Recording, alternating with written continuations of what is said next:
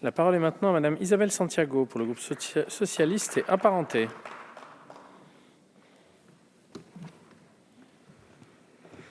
Merci, Monsieur le Président, Monsieur le Ministre, Madame la Présidente de Commission, Madame la rapporteure.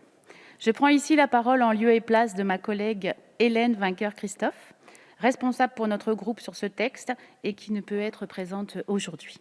Chacun aura noté son implication sur ce sujet, ô combien vital pour cet archipel, et aura acté que ma collègue s'est attelée à améliorer ce texte. Elle l'a fait, je le crois, en bonne intelligence avec notre rapporteur, qui a efficacement défendu les avancées votées par notre Assemblée lors de la CMP, malgré certaines suppressions actées du Sénat. Devons-nous pour autant nous satisfaire de l'aboutissement de ce projet ? Il est vrai, nous aurions davantage apprécié que l'État, qui a pris seul l'initiative de cette opération, aille au bout de sa démarche. Ce n'est pas le cas. Au-delà, en effet, la question certes importante de la gouvernance, une kyrielle de questions reste pendante. Que faire face au nœud du problème qu'est le passif des actuelles structures et des dettes fournisseurs ? Ce texte demeure muet et rien n'est effectivement réglé.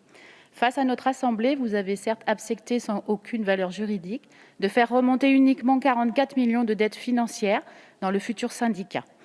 Mais de quelle somme parlons-nous concrètement ? Quid des 191 millions total de la dette ? Quelle garantie donnez-vous aux engagements verbaux pris ici à l'égard de la centaine de salariés du SIAG ? Tout cela concerne naturellement le passé et le présent, mais aussi l'avenir. Il reste encore 700 millions d'euros à trouver. Au vu de la situation financière de ce dossier, disons clairement que le principe « l'eau paie l'eau » ne pourra tout simplement pas s'appliquer à court terme. Dès lors, l'État doit s'engager, l'État doit donner les moyens aux nouveaux syndicats de trouver une soutenabilité, une rentabilité financière.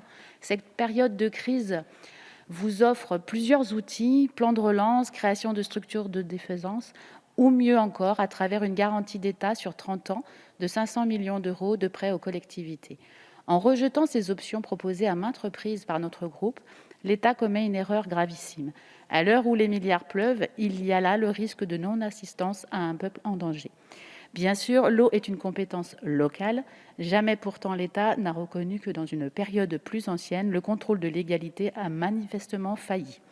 Au final, malgré ces remarques de fond, nous restons réalistes. Ce texte comporte bel et bien une plus-value, celle de passer outre la volonté des acteurs locaux pour faire avancer les choses. L'honnêteté commande en effet de constater que jusqu'ici, toutes les tentatives locales de création d'une autorité unique de gestion des eaux ont échoué. Reconnaissons donc à ce texte le bénéfice de forcer les élus à s'entendre pour avancer, même si nul ne peut ignorer le risque de censure constitutionnelle. Nous demandons par ailleurs que le gouvernement nous dise aujourd'hui ce qu'il deviendra dans les prochaines semaines des SMO locaux sur le projet de syndicat par le préfet. Il y a là un jeu de dupes qu'il faudrait tôt ou tard élucider. Enfin, ma collègue souhaiterait que vous puissiez détailler les garanties que vous donnerez pour assurer la pérennité du mode de gestion de l'eau sous forme de régie des Trois-Rivières. Créer un syndicat unique ne prenant pas en compte la situation financière des régies municipales bien gérées peut en effet en créer d'autres à terme.